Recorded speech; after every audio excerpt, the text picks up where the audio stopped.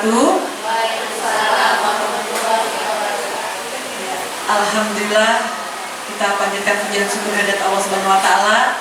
Dengan berkah rahmatnya hari ini kita bisa hadir di tempat ini untuk berbicara di Kombel ataupun kegiatan Bu Kartina selaku CGP untuk mempresentasikan budaya positif yang ada di SDN 23 Singkawang ini.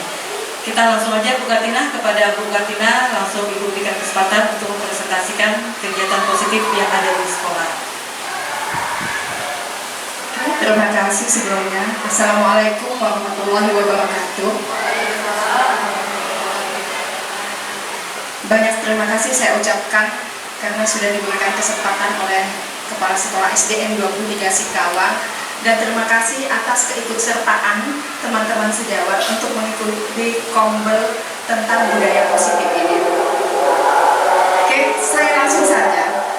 Budaya positif ini sangat penting kita tularkan di dalam sekolah karena ini sangat menyangkut sekali pada peran nanti kita sebagai seorang pendidik untuk mengubah karakter peserta didik kita. Oke, bisa kita mulai.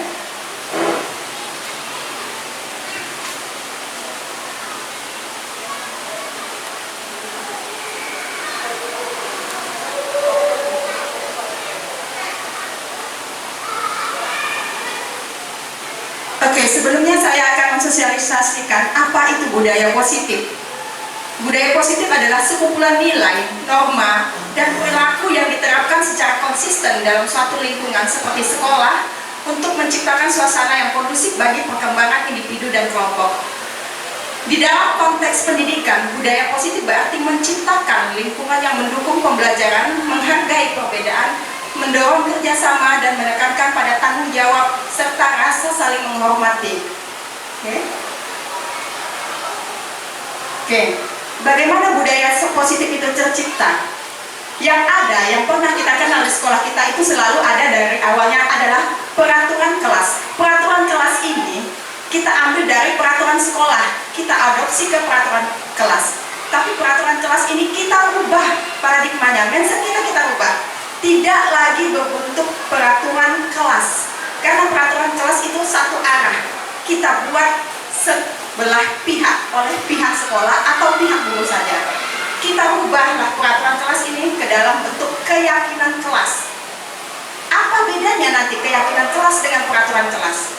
Ketika peraturan kelas itu dibuat secara sepihak oleh pihak sekolah atau pihak guru, tapi keyakinan kelas ini hasil dari diskusi bersama kita bersatu, yaitu dengan peserta didik, antara guru dan peserta didik, mengadopsi peraturan kelas, menjadikan peraturan kelas itu menjadi suatu keyakinan kelas yang akan nanti diterapkan secara sadar oleh peserta didik itu sendiri. Kita tahu peraturan kelas kita biasanya, contohnya peraturan kelas dilarang membuang sampah. Ada peraturan kelas kita dilarang membuang sampah. Kita rubah ke dalam keyakinan kelas. Biasanya peserta didik akan mengeluarkan ide-idenya. Kalau dilarang membuang sampah, itu kalimat negatif atau positif? Iya, kata dilarang, kata tidak boleh itu kalimatnya negatif. Kita rubah menjadi keyakinan kelas dalam bentuk kalimat positif. Buanglah sampah pada tempatnya. Itu bentuk dari keyakinan kelas. Apa bedanya? Nanti, apa bedanya antara peraturan kelas dan keyakinan kelas? Ketika peraturan kelas kita buat dengan secara sepihak, tapi keyakinan kelas dibuat oleh dua belah pihak, tingkat kesadarannya lebih besar yang mana? Antara yang disepakati dengan yang tidak disepakati? Tentulah yang disepakati. Oke, dari keyakinan kelas, ketika keyakinan kelas kita berhasil kita buat dengan baik, maka akan melahirkan lingkungan yang positif. Lingkungan positif ini akan lahirlah budaya positif. Jadi budaya positif ini tidak serta-merta lahir, tapi perlu dengan usaha kita. Dari mengubah mindset kita dari suatu peraturan, kita ubah menjadi suatu keyakinan, kemudian menciptakan lingkungan positif baru, nanti dia akan menjadi budaya positif. Budaya positif itu ketika kita semua warga sekolah ini sudah menerapkannya semuanya, itu barulah bisa dikatakan budaya positif itu tercipta di sekolah kita. Oke, kita lihat terciptanya lingkungan yang aman dan nyaman berbasis disiplin positif di sekolah akan berdampak secara maksimal pada perkembangan dan pembentukan karakter peserta didik. Ketika peserta didik kita udah sadar akan disiplin positif dengan dan tanpa perintah dari pendidik, mereka lahir dari dasar nurani mereka sendiri, punya kesadaran sendiri, maka kita tidak akan sibuk-sibuk lagi keluar tentang peraturan, karena itu kesadarannya sudah mulai dari hati nurani mereka sendiri. Insya Allah maka lingkungan itu akan aman, nyaman, dan pembentukan karakter peserta didik itu juga akan terbentuk secara maksimal. Oke, ini adalah cara pandang kita terdahulu, dan ini menurut stimulus respon itu yang terdahulu, kemudian yang ini teori kontrol. Oke, kita lihat stimulus respon PS teori kontrol. Oke, kita lihat pada stimulus respon realitas kebutuhan kita sama. Kita memandang bahwa kebutuhan kita sama, padahal secara teori kontrol kita itu mempunyai kebutuhan yang berbeda tiap individu. Begitu juga dengan peserta didik. Oke, kita lihat lagi, semua orang melihat hal yang sama. Kemudian di teori kontrol, setiap orang memiliki gambaran yang berbeda. Cara pandang tiap individu untuk suatu masalah akan berbeda satu sama lainnya. Kemudian kita mencoba mengubah orang lain agar berpandangan sama dengan kita. Pada teori kontrol, kita berusaha memahami pandangan orang lain tentang dunia dengan cara pandang mereka sendiri. Kita tidak bisa menyamakan orang dengan cara pandang kita. Kemudian, perilaku buruk dilihat sebagai suatu kesalahan. Tapi pada teori kontrol, kita lihat semua perilaku itu memiliki tujuan, karena orang mempunyai kebutuhan yang berbeda. Kemudian kita lihat, orang lain bisa mengontrol saya. Sebenarnya tidak pada teori kontrol. Hanya Anda atau kita sendiri yang bisa mengontrol diri kita sendiri. Kemudian saya bisa mengontrol orang lain. Kita itu tidak bisa mengontrol orang lain. Anda tidak bisa mengontrol orang lain. Anda tidak bisa mengontrol individu atau peserta didik. Hanya kita butuh menimbulkan kesadaran mereka. Kemudian, pemaksaan ada pada saat bujukan gagal. Nah, ini yang sering terjadi. Ketika kita membujuk gagal pada individu peserta didik kita, kita akan secara pemaksaan. Kemudian, pada teori kontrol, kolaborasi dan konsensus menciptakan pilihan-pilihan baru. Pada stimulus respon, model pemikiran menang atau kalah. Pada teori kontrol, berpikir masing-masing. Jadi kita itu biasa berpikir harus menang biasanya, PS dengan peserta didik. Jadi kita memaksakan. Setelah kita gagal membujuk, otomatis kita memaksakan, karena kita tidak mau kalah biasanya, seperti itu. Nah, pada teori kontrol, model pemikiran kita melihat pemikiran orang masing-masing, bagaimana cara pandang mereka, kita lihat seperti itu. Oke, lanjut. Dan di dalam budaya positif, kita mengambil nilai-nilai kebajikan. Nilai kebajikan ini universal, bisa lintas budaya, lintas agama, dan lintas bahasa. Karena kita di kurikulum Merdeka ini, kita mengambil nilai-nilai kebajikan yang sesuai dengan profil pelajar Pancasila. Yang pertama, beriman, bertakwa kepada Tuhan Yang Maha Esa, dan berakhlak mulia. Kemudian mandiri, bernalar kritis, kebinekaan global, dan bergotong royong serta kreatif. Perbedaan dalam tindakan. Ini nanti ada hukuman, ada konsekuensi, dan ada restitusi. Dalam menangani peserta didik, untuk menerapkan budaya positif, kita harus tahu dulu yang mana dikatakan hukuman, yang mana dikatakan konsekuensi, dan yang mana dikatakan restitusi. Hukuman adalah suatu tindakan atau konsekuensi yang diberikan kepada orang sebagai respon terhadap perilaku yang dianggap salah atau melanggar aturan. Namun, pendekatan tradisional berfokus pada hukuman seringkali dikritik karena cenderung menimbulkan rasa takut, dendam, rasa malu pada siswa tanpa benar-benar membantu mereka memahami kesalahan mereka atau memperbaiki perilaku mereka di masa depan. Sedangkan konsekuensi adalah hasilnya atau dampak yang muncul sebagai akibat dari tindakan atau keputusan tertentu. Dalam konteks pendidikan dan pengelolaan perilaku, konsekuensi adalah tanggapan yang diberikan terhadap perilaku siswa, baik itu perilaku positif maupun negatif. Sedangkan restitusi adalah proses menciptakan kondisi bagi murid untuk memperbaiki kesalahan mereka sehingga mereka bisa kembali pada kelompok mereka dengan karakter yang lebih kuat. Restitusi juga merupakan proses kolaboratif yang mengajarkan murid untuk mencari solusi untuk masalah mereka dan membantu murid berpikir tentang orang lain, apa yang mereka inginkan, dan bagaimana mereka harus memperlakukan orang lain.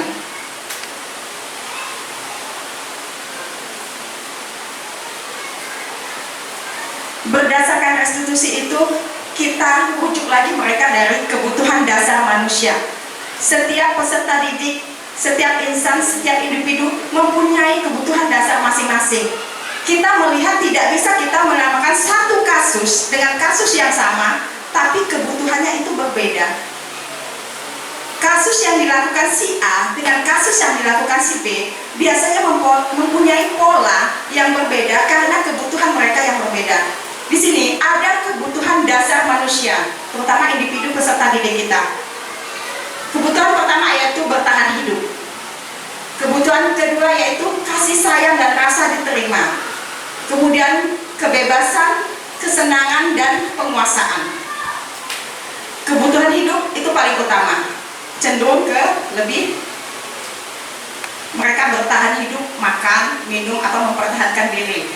Kemudian yang banyak terjadi di sekolah kita adalah lebih kemana, Bapak Ibu? Kira-kira peserta didik kita? Iya, kebanyakan yang kita lihat cenderung pada individu peserta didik kita itu kasih sayang dan rasa diterima. Kita tidak tahu latar belakang mereka di rumah. Kadang mereka melakukan sesuatu sebagai bentuk mencari perhatian, mencari kasih sayang, pelampiasan dari apa yang tidak mereka dapatkan atau tidak terpuaskan bagi mereka. Jadi lebih cenderung ke kasih sayang dan rasa diterima. Ada juga yang benar-benar hanya untuk kesenangan. Misalnya yang jahil, yang iseng, kita bisa lihat ketika mereka iseng sama temannya, kemudian mereka tertawa, terbahak-bahak, itu mereka sedang memenuhi rasa kesenangan dia. Kemudian kebebasan, ketika kita melihat biasa peserta didik keluar masuk kelas, bingung entah mau apa, tidak tahu mau belajar atau mau apa, bentar-bentar keluar kelas, biasa dia itu lebih memenuhi rasa kebebasan. Mereka enggan terkurung, bosan terkurung di kelas. Mungkin kita bisa cari solusi nanti, pembelajaran di luar kelas. Penguasaan, ini penguasaan biasa agak sedikit kita temukan. Ini lebih kecenderung anak-anak yang ego, mereka ingin menguasai teman-temannya agar teman-temannya mengikuti perintah mereka. Tapi agak kurang kita lihat di sekolah kita. Kecenderungan yang saya lihat, saya perhatikan yaitu kasih sayang dan rasa diterima serta kebebasan dan rasa kesenangan. Coba kita perhatikan di kelas, banyak nggak peserta didik kita yang keluar masuk kelas nggak pipis, nggak pengen pipis pun nggak pengen ke WC, izinnya ke WC, ya kan? Sebenarnya itu sedang memenuhi rasa kebebasan. Terus ada nggak peserta didik kita yang selalu berulah mencari perhatian, membuat ulah ini itu mencari perhatian gurunya? Ada tidak kira-kira Bapak Ibu? Ada. Ya, itu mereka sedang memenuhi kasih sayang dan rasa diterima. Oke, lanjut. Nah, di sini posisi kita sebagai seorang pendidik. 5 posisi kontrol restitusi. Oke, kita lihat. Kita berada di posisi mana? Sekarang kita tanyakan diri kita. Coba Bapak Ibu renungkan sendiri. Silakan dibaca. Apakah Bapak Ibu itu sebagai penghukum? Atau apakah Bapak itu sebagai pembuat rasa bersalah? Sebagai teman? Atau pemantau? Atau manajer? Di hadapan peserta didik Bapak Ibu. Coba dibaca, dilihat, direnungkan sebentar. Posisi Anda ada di mana?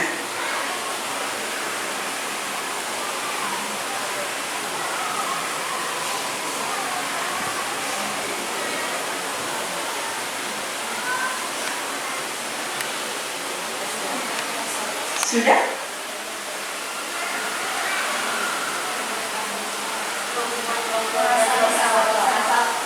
Lebih banyak kemana? Pembuat rasa bersalah. Identitas kita gagal sebagai pendidik. Ya.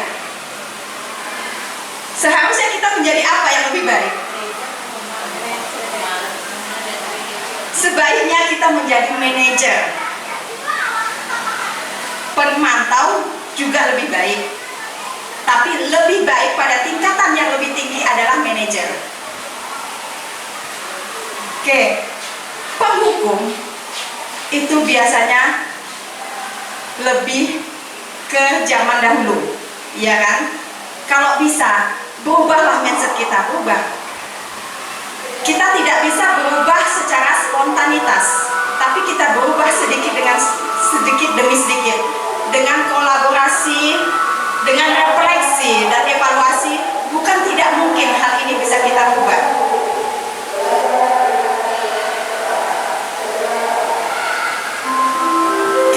Di sini kita lihat ada segitiga restitusi. Pada segitiga restitusi ini adalah suatu langkah untuk kita menyelesaikan masalah peserta didik kita. Pertama, yaitu kita menstabilkan identitas. Jadi, ketika peserta didik kita bersalah, kita tidak harus langsung menghakimi. Kita stabilkan dulu emosi mereka, stabilkan dulu, kembalikan mereka kepada posisi kondisi emosi yang normal dulu. Dengan apa Bapak Ibu? Kita bisa mengucapkan kalimat. Misalnya, setiap orang pasti pernah melakukan kesalahan. Kamu bukan satu-satunya yang pernah melakukan kesalahan. Itu cara menstabilkan emosi peserta didik kita. Ketika kita menstabilkan emosi peserta didik kita, saya yakin mereka juga akan sangat terbuka dengan kita, karena emosinya sudah stabil, tidak menggebu-gebu lagi. Ya, ternyata kesalahan mereka bisa diterima, tapi tidak diterima dengan begitu saja. Pasti nanti ada konsekuensinya. Ketika kita sudah menstabilkan identitas mereka, maka kita lanjut ke validasi tindakan yang salah. Ketika validasi tindakan yang salah ini, kita bisa membuat pertanyaan pada mereka. Misalnya, kamu tentu punya alasan mengapa melakukan itu. Tanyakan dulu alasan mereka. Jadi kita tidak harus menghakimi, kita tidak tahu latar belakang mereka. Kita tanyakan dulu alasan mengapa mereka melakukan seperti itu. Kemudian, adakah cara lebih efektif untuk mendapatkan apa yang kamu butuhkan? Kita suruh mereka berpikir. Ini proses berpikir kritis buat mereka. Mereka akan berpikir tindakan yang berikutnya. Mereka akan lebih berpikir kritis agar tidak melakukan kesalahan tersebut. Kemudian, setelah kita memvalidasi tindakan yang salah, kita lanjut pada menanyakan keyakinan. Nah, keyakinan ini, keyakinan kelas apa yang telah kita sepakati? Kembali lagi pada keyakinan kelas yang kita buat bersama. Di sini bukan tidak ada proses konsekuensi. Di sini mereka yang kita tindaki dengan segitiga restitusi tetap harus melakukan konsekuensi dari kesalahan mereka. Di sini keyakinan kelas apa yang telah kita sepakati? Kembalikan kita keyakinan kelas yang pernah kita sepakati bersama peserta didik di kelas kita. Kemudian, kamu ingin menjadi orang yang seperti apa? Itu adalah pertanyaan untuk mereka berpikir lebih lanjut. Seperti apa yang mereka inginkan nanti? Pasti berpikir akan kita arahkan ke lebih baik, diarahkan menjadi lebih positif. Baiklah Bapak Ibu, untuk memastikan di posisi mana kita berada, mari kita lihat sebentar video berikut ini untuk merefleksi diri kita masing-masing.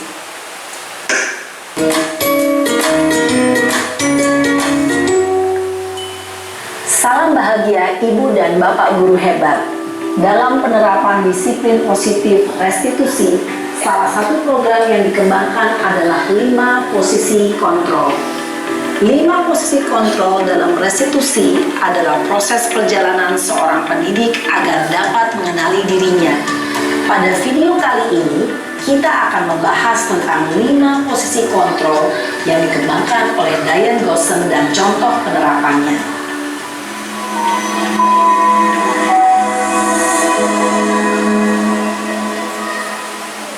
5 posisi kontrol itu adalah 1. Posisi penghukum. 2.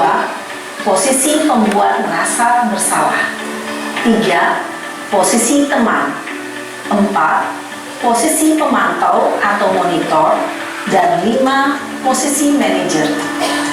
Untuk lebih memahami kelima posisi tersebut, mari kita saksikan kasus Naren yang terlambat hadir 20 menit di sekolah dan melihat bagaimana kelima posisi kontrol dalam menghadapi masalah tersebut.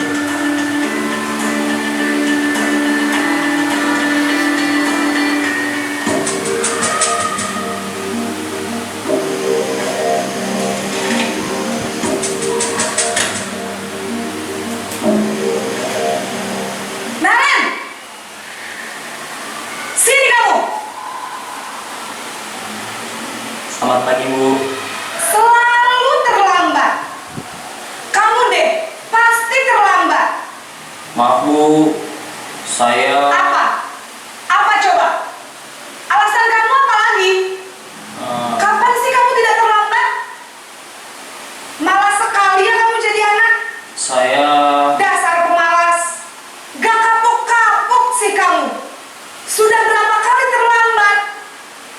Sana, kamu keliling lapangan basket 2 kali. kenapa saya harus keliling lapangan basket, Bu? Kenapa? Kamu melawan ibu. Berani-beraninya jawab. Sudah terlambat, masih berani jawab pula. Sekarang, keliling lapangan basket 5 kali sekalian. Biar kapok. Cepat. Pergi sana ke lapangan basket. Posisi penghukum biasanya berbicara dengan nada tinggi, menghardik, menunjuk-nunjuk, menyakiti, dan menyindir. Hukuman bisa berupa fisik maupun psikis. Ibu dan Bapak guru hebat, dampak yang terjadi pada murid ketika guru berada pada posisi penghukum adalah murid cenderung akan memberontak, bahkan menyimpan dendam.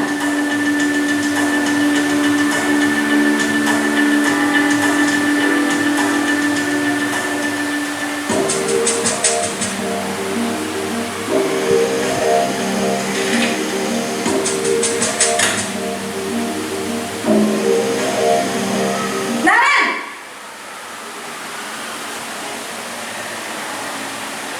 Selamat pagi, Bu. Naren. Kamu kenapa terlambat lagi, nak? Ya Tuhan, Naren. Kamu senang ya bikin ibu susah ya? Kalau kamu terlambat lagi, nanti ibu yang ditegur bapak kepala sekolah, nak.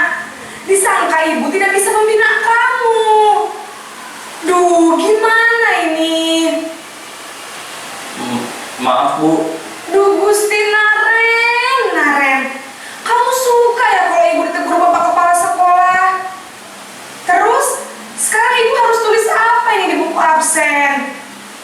Ini kamu sudah sering terlambat loh. Ibu harus apa coba? Maaf, Bu. Maaf sekali. Ya sudah, lain kali jangan bikin ibu susah lagi ya nak ya. Ibu tidak akan kuat lagi kalau kamu begini terus. Bisa jantungan kalau ibu ditegur bapak kepala kepala sekolah. Sana cepat ke kelas. Maaf ya Bu, maaf sekali. Posisi pembuat rasa bersalah berbicara dengan nada tenang, cenderung lembut. Namun kata-kata yang diutarakan membuat murid merasa menjadi orang yang gagal, memandang buruk dirinya sendiri, merasa tidak berharga, dan tidak sanggup membahagiakan orang lain. Ketika guru mengambil posisi pembuat rasa bersalah, murid akan menganggap dirinya yang bersalah dan ia akan menyimpan emosi negatif tersebut di dalam dirinya.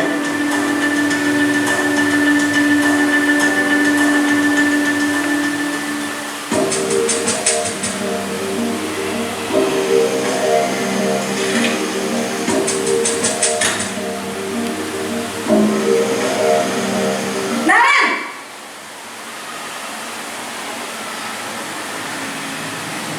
Selamat pagi Bu. Wah, sudah jam berapa ini nak? Terlambat lagi ya sayang. Iya Bu, habis ibu saya lupa bangunkan saya Bu. Kamu malah menyalahkan ibu kamu. Kamu bukannya anak yang larinya paling kencang. Kok terlambat sih? Iya Bu, saya memang terlambat bangun tadi. Jadi biarpun saya lari kencang, tetap gak kejar Bu. Ya sudah sana. Nanti lain kali larinya lebih kencang lagi ya. Biar gak terlambat lagi. Bikin seneng ibu. Demi ibu. Bisa kan? Bisa lah Bu. Ya sudah sana masuk kelas. Ibu beresin urusan absen kamu. Kamu ini ada-ada saja.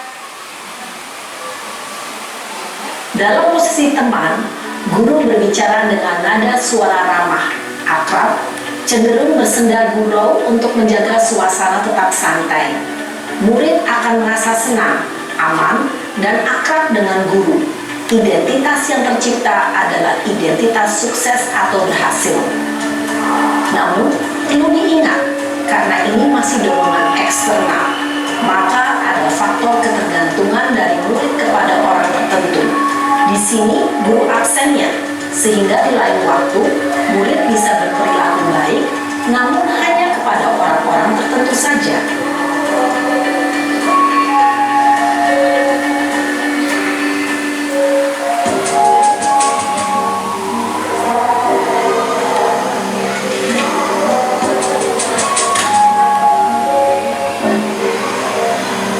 Naren!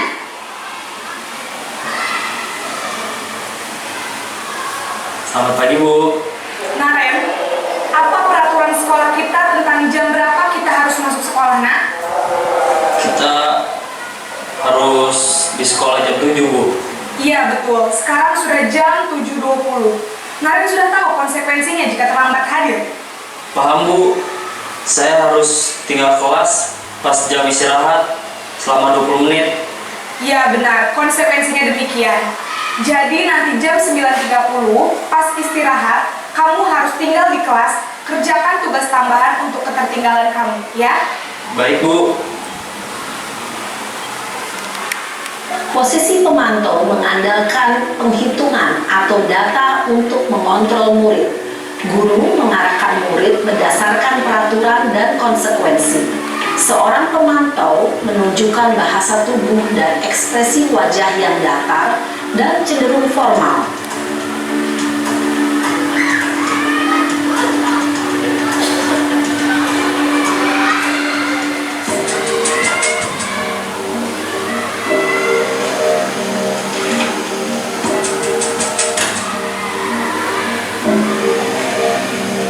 Naren!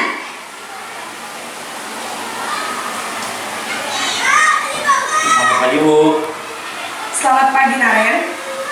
Maaf Bu, saya terlambat. Iya, sekolah masuknya jam 7, sekarang sudah jam 7.20. Jadi sekarang bagaimana ini, Naren? Maaf Bu, saya lupa setel alarm saya semalam. Baiklah, menurut kamu, keyakinan sekolah yang mana yang perlu kamu tingkatkan? Menghargai diri sendiri dan orang lain mungkin ya Bu. Setuju. Jadi, apakah Naren meyakini prinsip saling menghormati tersebut? Iya Bu, Saya meyakininya. Apakah Naren bersedia memperbaiki masalah keterlambatan ini? Bersedia, Bu. Bagaimana kamu akan perbaiki masalah keterlambatan ini? Saya akan coba untuk tidak lupa menyetel alarm saya, Bu. Baik, kalau Naren lupa menyetel alarm di rumah, ada orang yang kira-kira bisa bantu mengingatkan tidak? Ada, Bu. Kakak saya, Kak Emma. Ada lagi selain Kak Emma? Selain Kak Emma, ada ibu saya. Baik, jadi yang mengingatkan Naren adalah Kak Emma dan ibu kamu ya? Kira-kira akan mulai setel alarm kapan nih Naren? Setelah pulang sekolah, akan segera saya lakukan.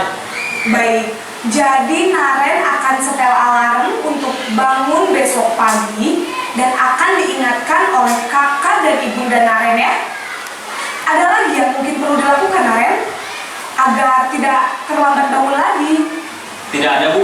Baik Naren, terima kasih untuk kerjasama kamu. Sekarang kamu perlu kembali ke kelas untuk belajar. Baik, Bu. Terima kasih. Posisi manajer adalah posisi kontrol yang disarankan untuk membimbing murid memiliki sikap disiplin yang positif, yaitu murid yang mandiri, bertanggung jawab, dan dapat memecahkan masalah. Tujuan dari posisi ini adalah agar murid dapat berefleksi atas tindakannya. Guru akan dengan tulus memberikan pertanyaan-pertanyaan bermakna, sehingga membuat murid dapat belajar dari kesalahannya dan mencari sebuah solusi untuk menyelesaikannya. Ibu dan bapak guru hebat, setelah mengamati adegan kelima posisi kontrol tadi, kira-kira posisi mana yang paling ideal? Posisi mana yang dapat menunjang motivasi intrinsik murid? Ya, tentu posisi manajer. Baiklah Bapak Ibu, kita sudah melihat video dari 5 posisi kontrol seorang pendidik. Kira-kira dari posisi tersebut kita berada di mana? Masing-masing boleh untuk merefleksi diri sendiri. Kita nanti arahnya, kita tidak bisa berubah secara spontanitas, tapi kita tahu posisi kita berada di mana. Disitulah kita merubah sedikit demi sedikit, dan akhirnya nanti posisi kita akan ke arah menjadi posisi kontrol manager. Itu yang diinginkan. Mungkin dari penyampaian materi saya ini ada yang mau ditanyakan Bapak Ibu? Oke, Ibu Sulimah. Bagaimana?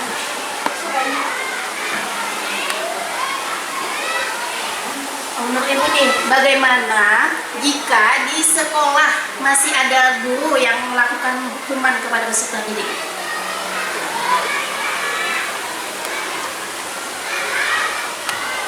Ada lagi? Saya tampung dulu pertanyaannya. Ada lagi? Kira-kira? Oke, Bu Lis Mary.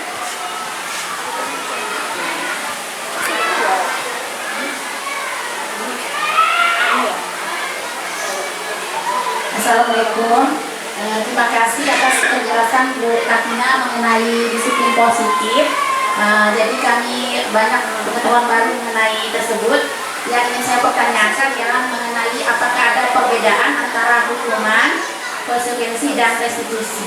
Terima kasih. Oke, sementara 2 pertanyaan dulu saya tampung.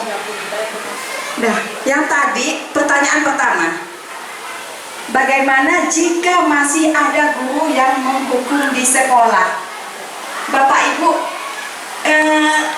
namanya kebiasaan itu, ya, kebiasaan itu biasanya sudah tertanam dari sejak lama dan memang sulit untuk mengubahnya. Itulah fungsinya kita melakukan pembelajaran di Kombet ini untuk mengubah paradigma kita yang dulunya sebagai penghukum berubah sedikit demi sedikit, akhirnya akan menjadi manajer. Bapak Ibu, bukan tidak mungkin setiap sekolah itu pasti masih terjadi penghukuman. Butuhnya kolaborasi antara kita dan guru yang sebelumnya, yang mungkin hal itu wajar ya, wajar karena mereka belum tahu tentang budaya positif. Hal itu wajar-wajar saja. Tapi kita yang sudah tahu, disinilah kita adalah agen-agen perubahan. Kita yang mengubah mindset mereka nantinya. Butuh kolaborasi. Di sini kita yang ada di ruangan ini kita butuh kolaborasi satu sama lainnya untuk merubah budaya sekolah kita menjadi budaya yang positif. Penghukum itu akan kita hilangkan sedikit demi sedikit dan lama-lama akan hilang, akan berubah ke arah yang lebih baik.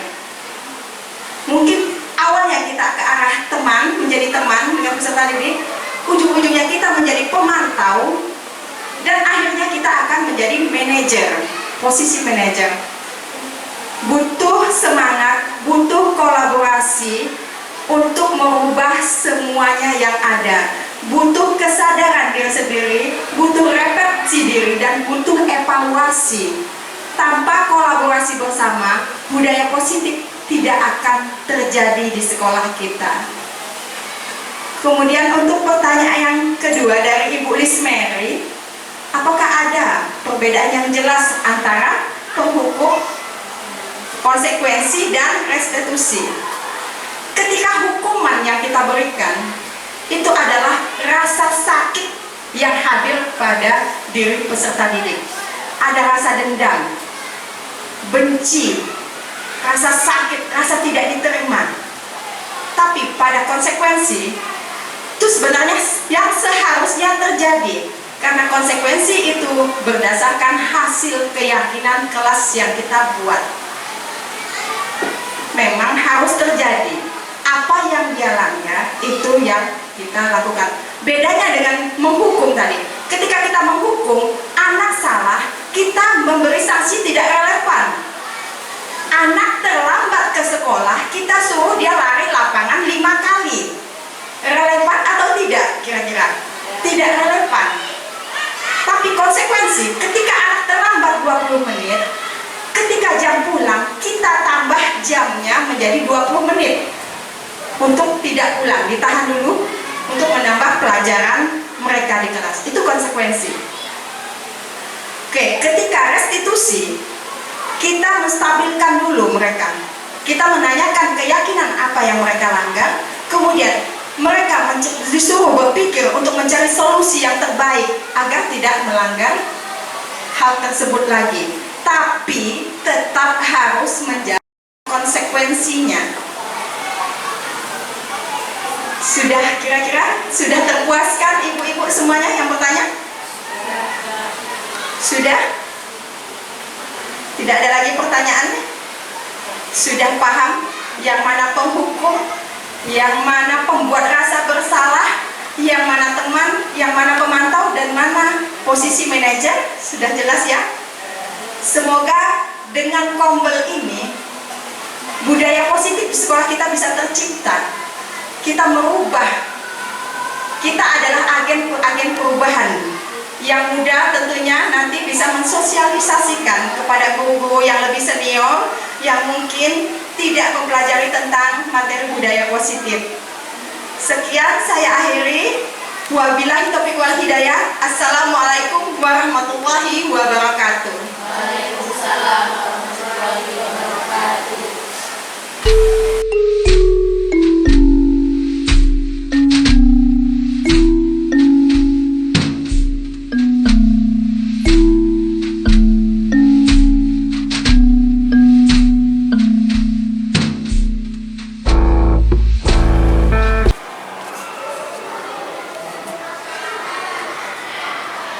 Siap, gerak. Tancap depan, gerak.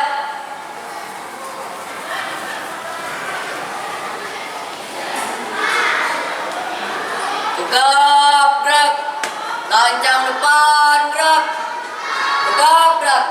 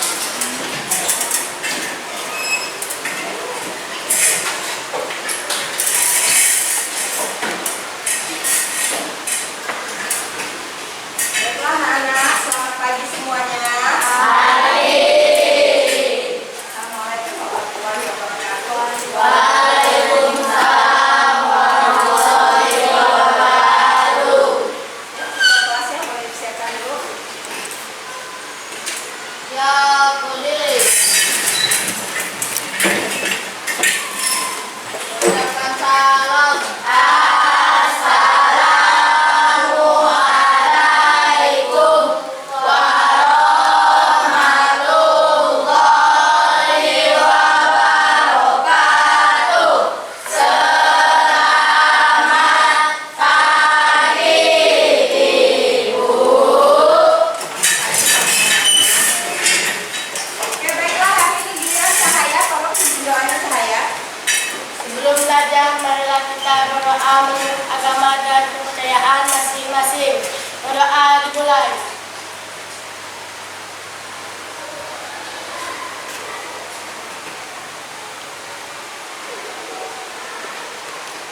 Berdoa selesai. Anak, hari ini karena ini adalah tahun pembelajaran baru kita masuk sekolah, maka ibu akan membuat kesepakatan kelas dulu. Kesepakatan kelasnya kita turunkan dari peraturan kelas. Nah, oke, kita mulai ya. Kan anak, di sini ada peraturan kelas. Coba dibaca dulu Prisa. Peraturan kelas nomor 1 apa? Tidak boleh ribut saat pembelajaran. Kemudian sanksi nomor 2. Tidak membawa HP ke sekolah. Nopal, baca yang ketiga. Alif dan 2K sebelum Yang ketiga apa? garis dari Ini yang ketiga dibaca. salam sebelum saat masuk kelas. Ini dibaca saja deh yang ini dibaca. Coba, Nopal. Garis dan ucapkan salam saat masuk kelas. Oke. Yang keempat, Maganda. Dibaca. Ya, Tidak boleh makan saat pembelajaran. tidak boleh makan saat pembelajaran. Yang kelima, coba Gopin. Tidak boleh keluar atau masuk kelas tanpa izin. Oke. Yang keenam, Nalan. Tidak boleh membuat sampah di kelas. Oke. Ketujuh, coba Duta. Oke. Ini adalah peraturan kelas yang lama, anak-anak. Apakah kita akan mengadopsi dari peraturan kelas ini, atau kita akan mengubah kesepakatan kelas yang baru berdasarkan hati nurani anak-anak semuanya? Berubah. Ayo, yuk kita ubah dalam satu kesepakatan. Nah, sekarang kita lihat dalam kesepakatan kelas, ibu tidak mau ada kalimat negatif lagi. Jika ada kata tidak, kita ubah dalam bentuk kalimat positif. Bagaimana? Setuju? Setuju. Oke. Sekarang nomor 1. Tunggu dulu deh. Mau tanya, apakah kira-kira peraturan ini kalian setujui atau ada yang memberatkan? Setuju. Kalau setuju bisa kita adopsi semuanya, kita ambil semuanya bisa? Bisa. Cuman kita ubah kalimatnya ya. Oke, kita lihat. Oke, nomor 1, tidak boleh ribut saat pembelajaran. Sebaiknya kita ganti apa kira-kira? Tertib saat pembelajaran. Oke, tertib saat pembelajaran.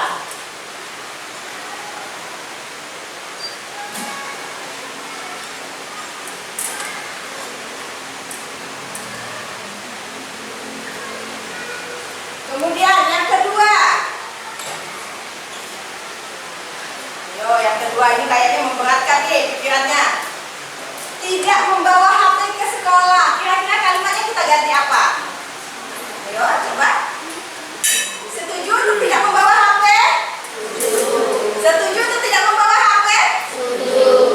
Oke, kok ragu-ragu. Setuju atau tidak nih? Oke, kita ganti kalimatnya dengan apa?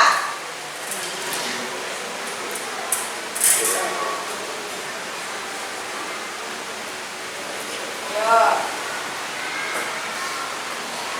Kira-kira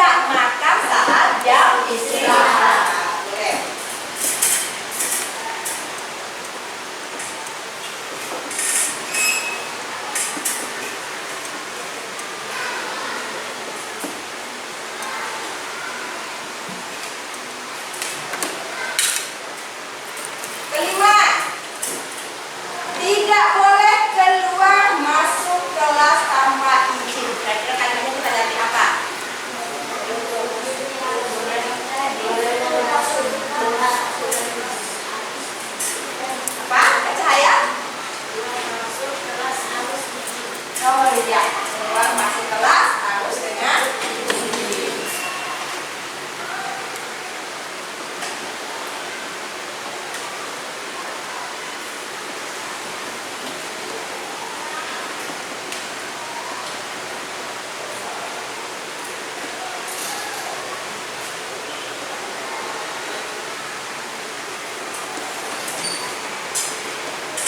Nah, harus menjaga kebersihan kelas. Peraturan tidak boleh membuat sampah di kelas. Keyakinan kelas kita apa? Menjaga kebersihan kelas dan lingkungan sekolah.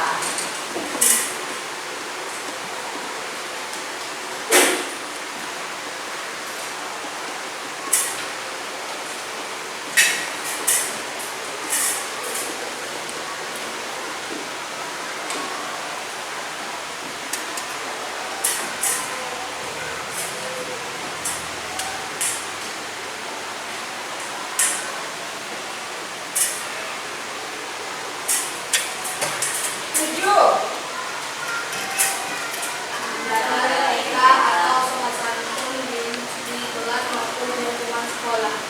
Oke, di situ tidak berlari-lari dan berteriak-teriak di dalam maupun di luar kelas. Siapa yang masih suka teriak-teriak dan lari-lari itu? Ada nggak di sini? Tidak ada? Tidak ada. Semoga di kelas ini tidak ada ya.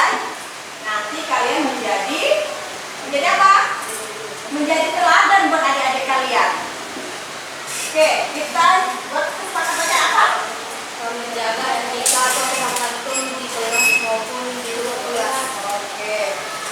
Menjaga Etika atau sopan santun di kelas maupun di luar kelas.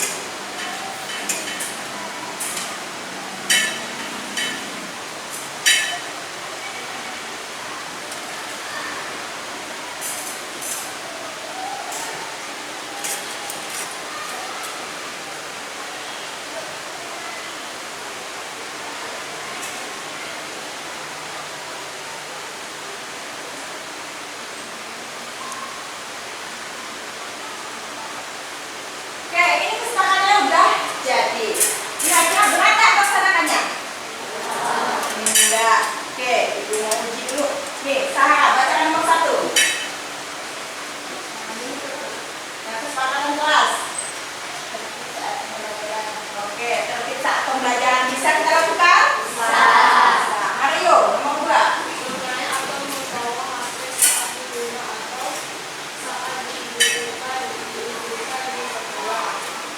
Bisa dilakukan? Bisa. Masih ada yang membawa HP saat ini? Tidak. Tidak ada ya. Vanessa, baca nomor 3. Baru sudah mengucapkan salam saat masuk kelas. Sudah kita laksanakan? Sudah. Itu jadi kebijakan kita ya. Kemudian, Tania, baca nomor 4. Makan saat jam istirahat. Ada yang suka curi-curi makan jam pelajaran? Tidak ada ya. Makanya saat jam istirahat. Ketika jam pelajaran kita harus belajar. Fokus ke belajar. Oke. Selanjutnya, Syafiq. Keluar masuk kelas harus dengan izin. Izin nggak kalau keluar masuk kelas? Izin ya, harus izin. Itu menjaga salah satu etika kita. Oke, selanjutnya jawab. Menjaga kebersihan kelas dan lingkungan sekolah. Sudah dijaga? Sudah. Yang piket sudah piket? Sudah. Piket kelas ada? Piket lingkungan tadi ada? Ada. Nanti kalian sudah menjaga kebersihan kelas dan lingkungan kelas. Kemudian ke-7. Coba Emel.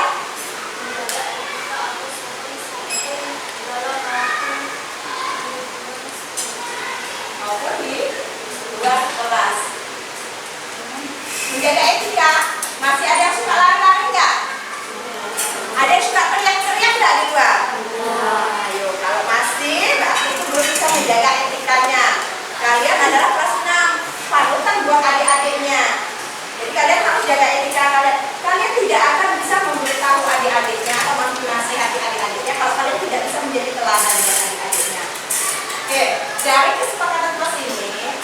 keberatan? Tidak. Bisa kita jalankan semuanya? Bisa. Insya Allah ya, bisa ya. Ini kesepakatan kelas. Kalau ini peraturan kelas itu memang dari sekolah atau dari guru yang buat, ini kesepakatan kelas kalian yang buat. Jadi harus benar-benar kalian jalankan karena ini berdasarkan hati nurani kalian sendiri. Bisa? Bisa. Oke, Ibu harap dengan kesepakatan kelas ini kelas kita berjalan dengan tertib, dengan baik, pembelajaran juga proses pembelajarannya berjalan dengan baik dan kalian bisa menjadi anak-anak yang cerdas dan beretika. Ya, cerdas dan beretika. Nanti setelah ini akan kita buat, kita tempel ke dinding dan semuanya harus menjalankan. Setuju? Setuju. Oke, kesepakatan kelas hari ini sudah selesai kita buat, kita lanjut dengan pembelajaran berikutnya.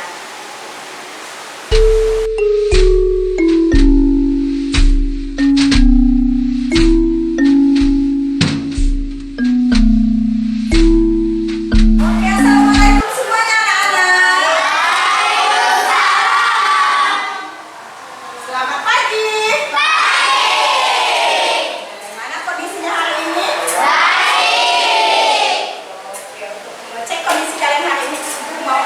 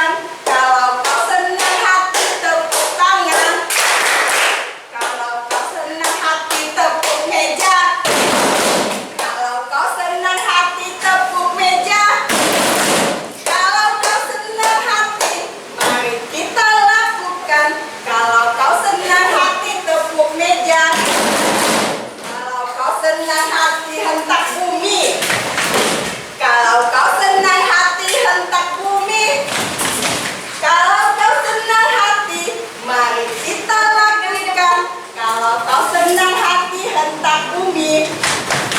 Oke, cluenya sekarang lakukan apa yang ibu katakan, jangan lakukan apa yang ibu lakukan. Paham? Paham. Bisa kita mulai? Bisa. Semuanya konsentrasi. Siap? Siap. Pegang rambutmu. Oke. Sudah benar semuanya?